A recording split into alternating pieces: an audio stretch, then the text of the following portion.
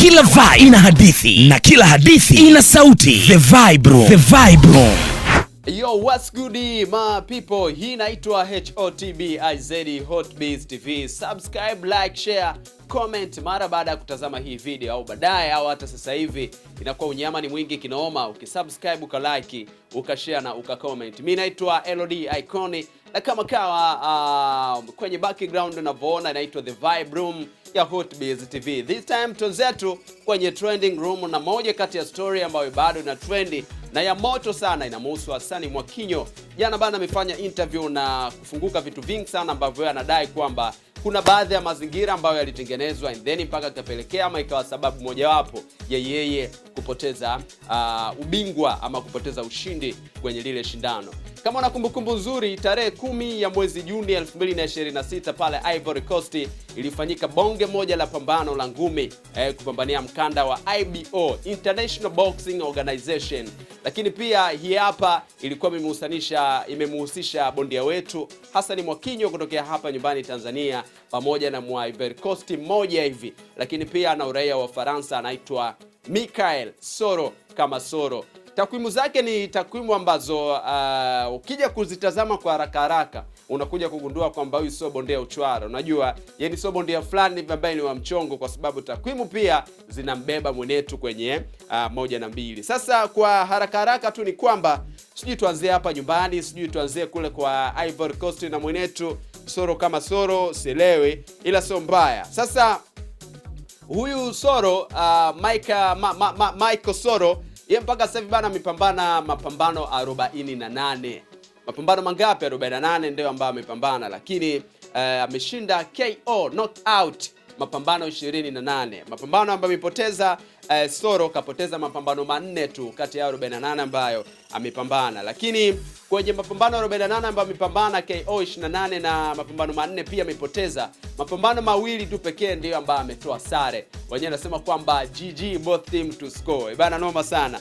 Lakini pia uzito wa Hassan Mwakinyo pamoja na Soro kama unafanana hivyo, kwa sababu ili hapa ni pambano ambalo lilikuwa linahusisha middleweight. It means kwa takwimu ambazo zimetoka, huyu Soro ana 71 na pointi kadhaa, na the same pia kwa Mwakinyo ana 71 na pointi kadhaa. Kwa hiyo ni pambano ambalo lilikuwa linahusisha uzito wa middleweight. Wale wanangu wa masumbu wale na nini nadhani wanaelewana na tunafahamiana vyema kabisa tukizungumzia swala nzima la middleweight. Lakini tukirudi kwa Hassan Mwakinyo, hapa naenda kwenye takwimu za mashindano ya kimataifa. Sio nyumbani, hapa kimataifa. Kimataifa Mwakinyo kapambana mapambano kama 5 hivi.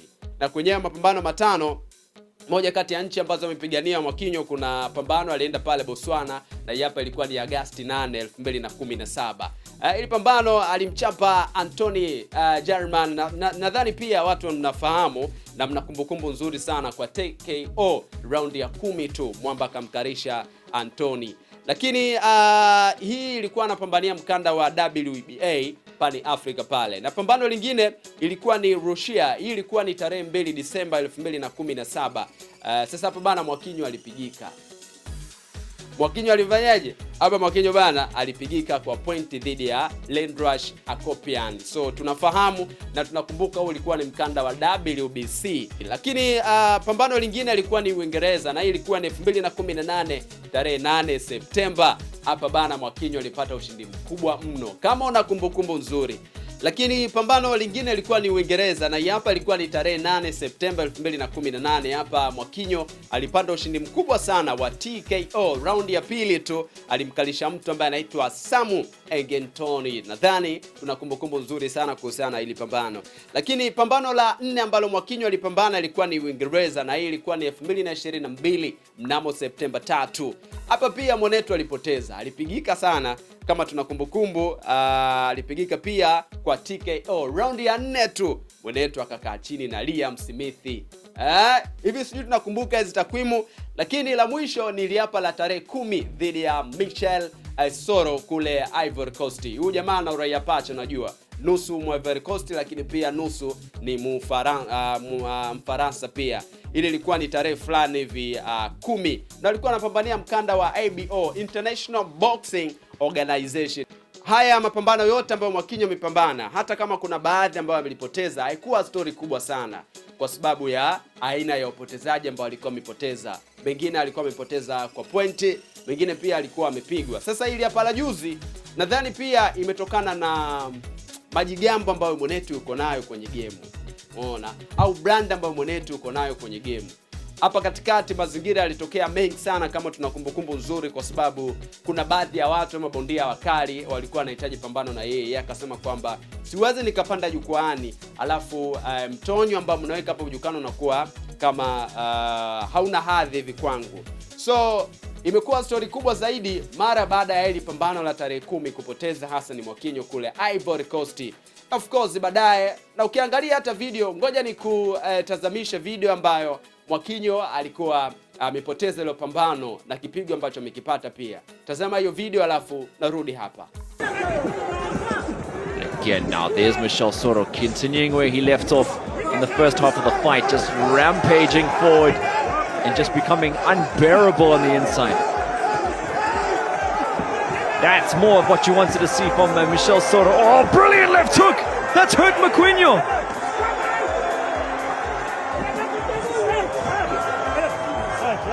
The fight is over, and there we have it. He was hurt too badly. Michel Soro has got a win via stoppage. We were wondering what was happening for a second there. Hassan Mwakinyo was not responding well. Got caught big there. And that's all she wrote. We have a new IBO middleweight champion of the world. And his name is Michel Soro. Sasa bana mtazamaji wa HOTV IZ Hotbiz TV, hiyo ndio video ambayo Mwakinyo alikuwa akimuonesha akipambana, na mwisho wa siku matokeo haya kutoka vizuri sana kwake na akapoteza hilo pambano kwa KO. Raundi ya 9 tu Mwenetu akakaa, na shindano lilikuwa ni raundi 12. So unaweza kuona namna gani Mwenetu alijitahidi kula nyama yote, lakini mfupa mkia akashindwa kumalizia. So raundi 12 kwa 9, it means ilibaki kama raundi 3 tu Mwenetu aweze kuwa mshindi au hata atoe sare, lakini raundi ya 9 akashindwa kuvumilia na kukaza kona. No, inatosha ya nini? IBO mimi naiacha kwa usalama kabisa, wala hamna shida. IBO na naiacha, hamna shida, tutakutana tena wakati mwingine. Hapo ndipo ambapo Mwenetu Michael Soro akatangazwa kuwa bingwa rasmi wa IBO kule Ivory Coast. Sasa baada ya Mwakinyo kupoteza pambano, stories zilikuwa nyingi sana. Sijui unaelewa mtazamaji wa Hotbiz TV. Stories zilikuwa nyingi mno. Kama nakumbuka kuna pambano Mwakinyo alikuwa amejitetea. Nadhani sijui ilikuwa ni la Uingereza lile pale. Uingereza pale Liverpool, kwamba sijui viatu vilifanya nini, uzito nini. Kwa ilikuwa story fulani vikubwa. Sasa hili nalo baada ya kupoteza akajitetea. Na alikuchukua raundi sana kwamba subiri baada ya muda fulani na nini. Yani ile siku ya pili baada ya pambano akapita pale kwenye Insta story yake na akacha posti, na moja kati ya posti ambayo aliposti ni picha yake Mwakinyo. Of course aliandika caption ama description fulani hivi ambayo iko heavy sana. Kubwa zaidi ambalo aliniandika, kama una kumbukumbu, na na uwezo pia kupita kwenye Insta story ya Mwakinyo, manake hiyo posti mpaka sasa hivi bado naiona hapa kwenye display yangu, kwa hiyo una uwezo pia kwenda kureview. Ama tu review ile posti, so mbaya. Ngoja tu review ile posti one time alafu turudi hapa.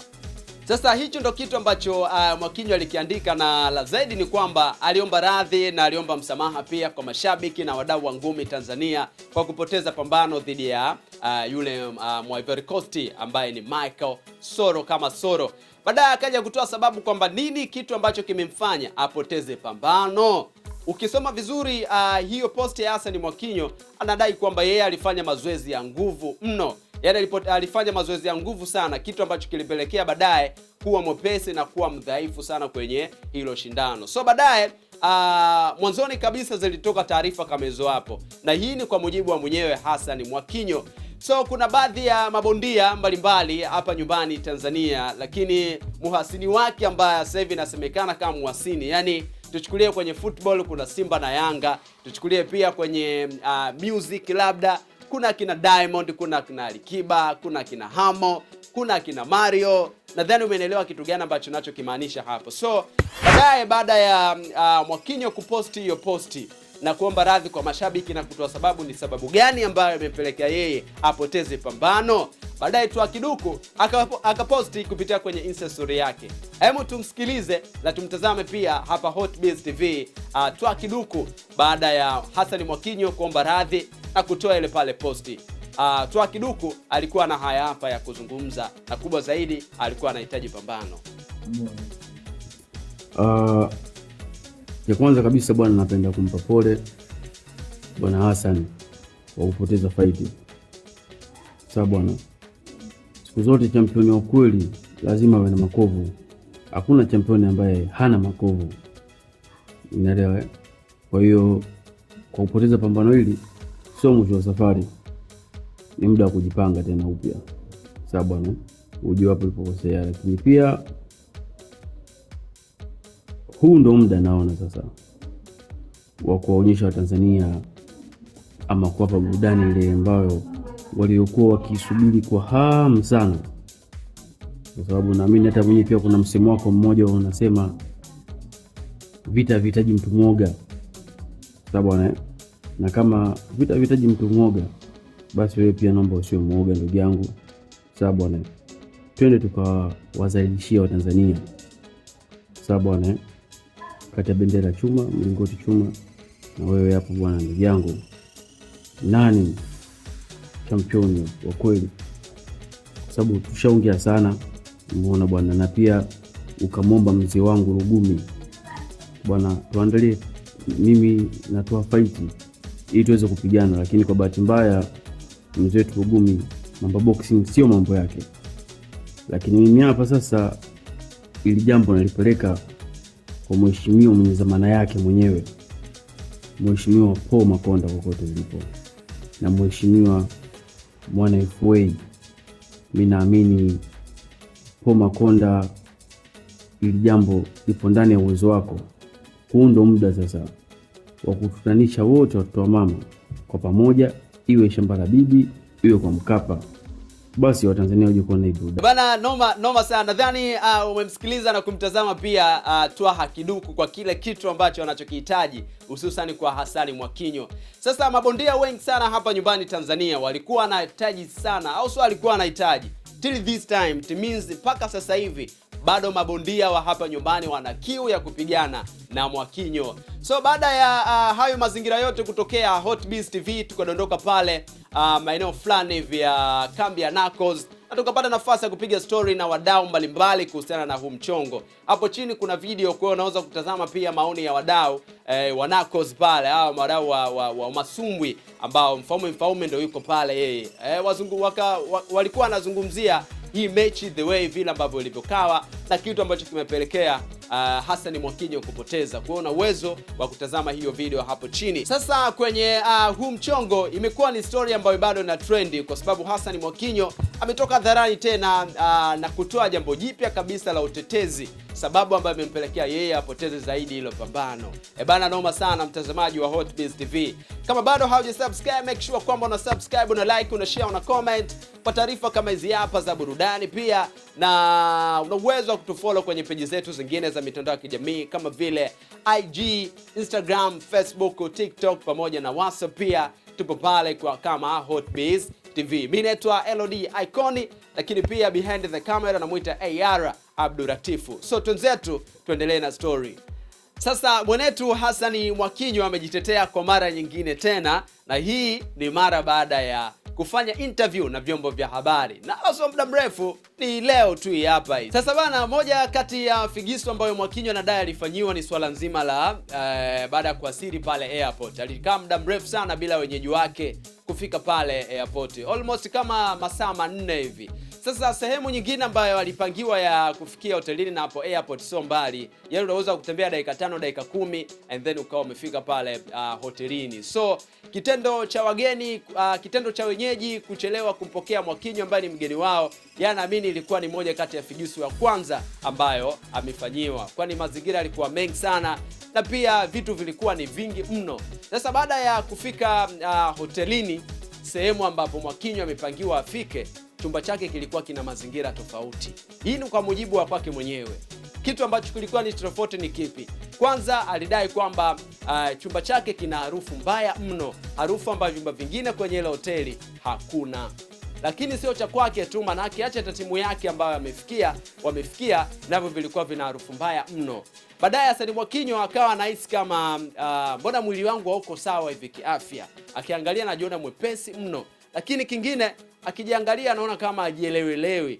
Baada ya hapo akaita timu na wakashauriana kwamba waende hospitali and then wakacheke afya waone inakuaje na kitu gani ambacho kimesababisha hayo yote kutokea. So maoni yako ni muhimu sana, mdau wa Hotbiz TV, dondosha hapo chini na niambie pia Hassan Mwakinyo ni icon wa ngumi ya Tanzania, which means kwamba kila mtu anahitaji apigane naye. Mimi naitwa LOD Icon, as know my name. Ulikuwa unatazama Hotbiz TV, The Vibe Room kwenye Trending Room, na leo tulikuwa na story ya Hassan Mwakinyo. Behind the camera AR Abdul Latif. Wakati mwingine pia usisahau kusubscribe, kulike, kushare na kucomment. Bye bye.